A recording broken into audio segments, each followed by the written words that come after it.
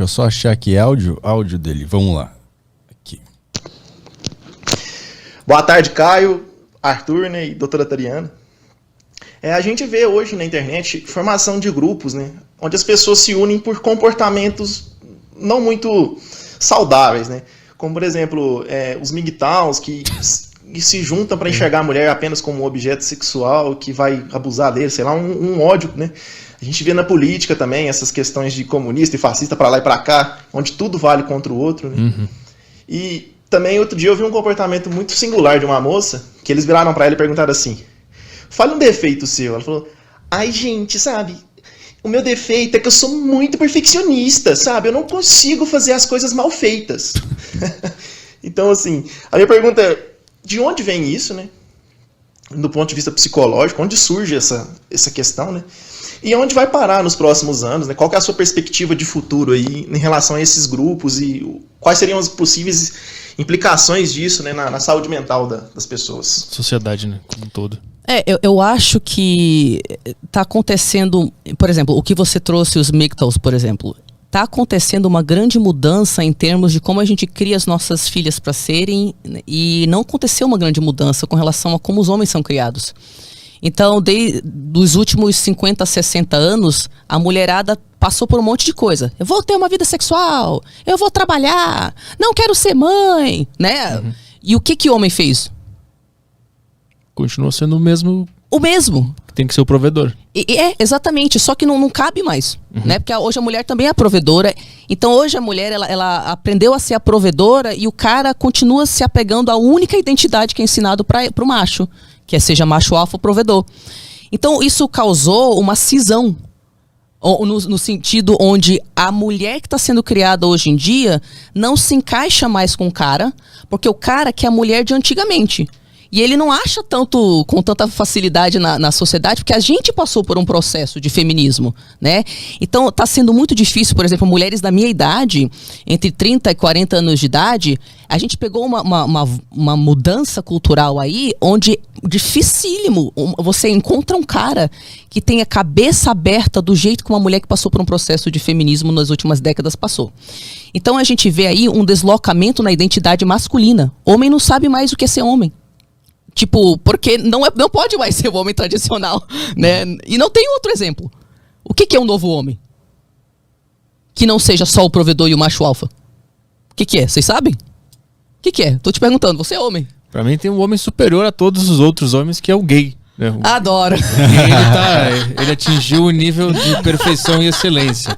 Ele tá lá, ele chegou lá. Agora pra nós que temos esse problema de ser heterossexual, realmente eu não sei pra onde a gente pode ir. Você entendeu? Então, tipo assim, o que ele mencionou especificamente foi uma dor masculina válida, que é, vocês não têm mais identidade que vingue no mundo de hoje. Então isso dói. Mas tu não acha que isso foi porque existiu um pouco de uma opressão, vou usar essa palavra, mas não é a mesma opressão que os escravos sofreram, só para o pessoal não ficar comentando. Mas sim, não existiu uma opressão ao homem tradicional, a valores do homem, e começaram a falar em macho tóxico e tudo que o homem faz é o boy lixo. Esse tipo de pressão na sociedade não contribui para o cara ficar perdidaço? Assim? Então, é óbvio que contribui. Só que veja bem, eu gosto da minha irmã, que minha irmã explica bem os fenômenos sociais. A minha irmã fala assim, Tari, é o seguinte, as feministas, vamos falar das feministas.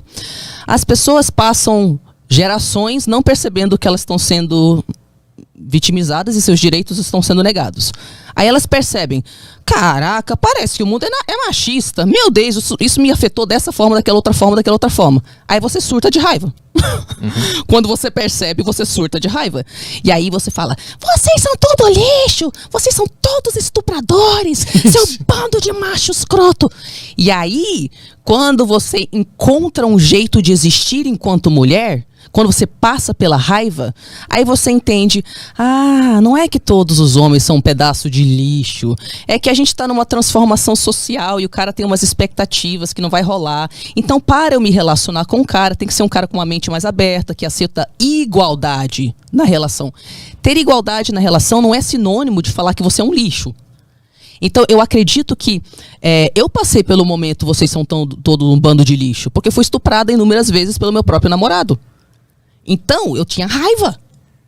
E aí quando eu entendi, é que o cara achava que ele tinha direito de me pressionar pra transar, porque ele foi ensinado pelos amigos que mulher tem que dar querendo ou não, e ele queria se sentir macho, e ele tinha inveja de mim, então ele me estuprava, eu pedia pra ele parar, falava que eu me sentia estuprada e ele continuava. Eu entendi um processo de dor dele, onde eu cheguei num momento de, putz, cara, pra eu ser uma mulher moderna, que se relaciona com homem, porque eu não sou lésbica, então eu quero me relacionar com homem, eu preciso me comunicar com esse homem de forma que ele entenda a minha necessidade de ser humano, deixando para terapia, para os meus momentos autoterapêuticos, a raiva que eu tenho do meu ex-namorado.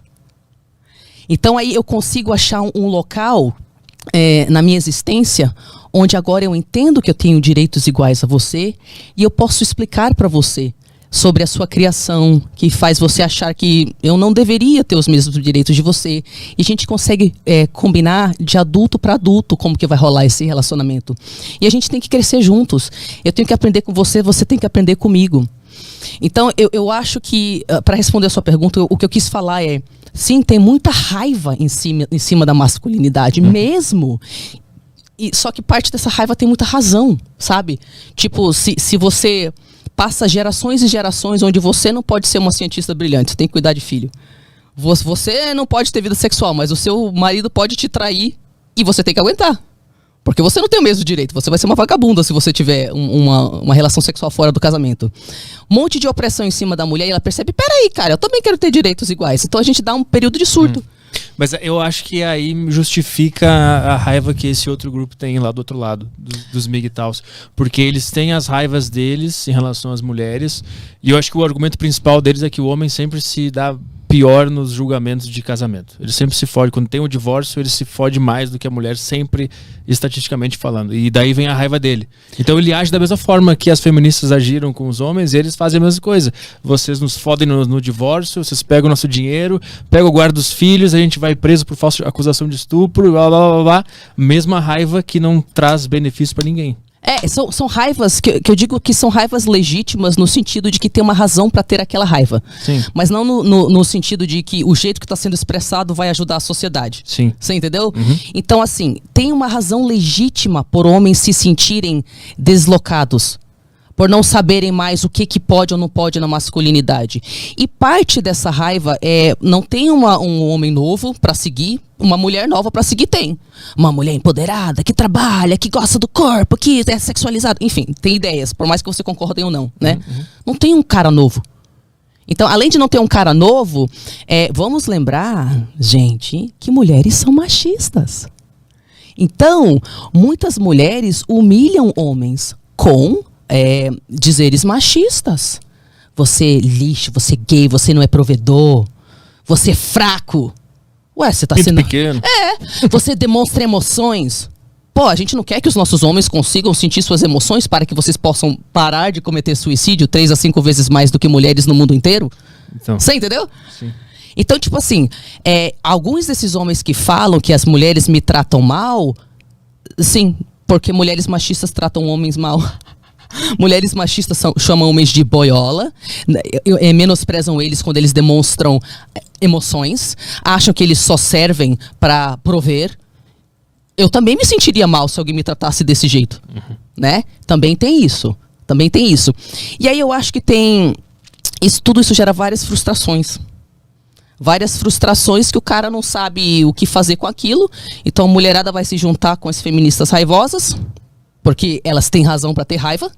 E os caras que têm outras razões para ter raiva sobre o que eles estão passando vão se juntar com... Vão se isolar. E assim fica, grupos ressentidos, sem levar adiante nada. Eu acho que... Lembra que eu falei anteriormente que quando uma pessoa que aceita certas coisas a vida inteira percebe que ela foi vitimizada, ela dá uma surtada, ela começa a dar voadora na cara dos outros? Sim. E que isso pode ser uma melhoria com relação à posição anterior, mas que não é legal se você não chegar na terceira posição. Sim. E a terceira posição é o quê? É a mulher, o homem, a pessoa não binária, não interessa a genitália.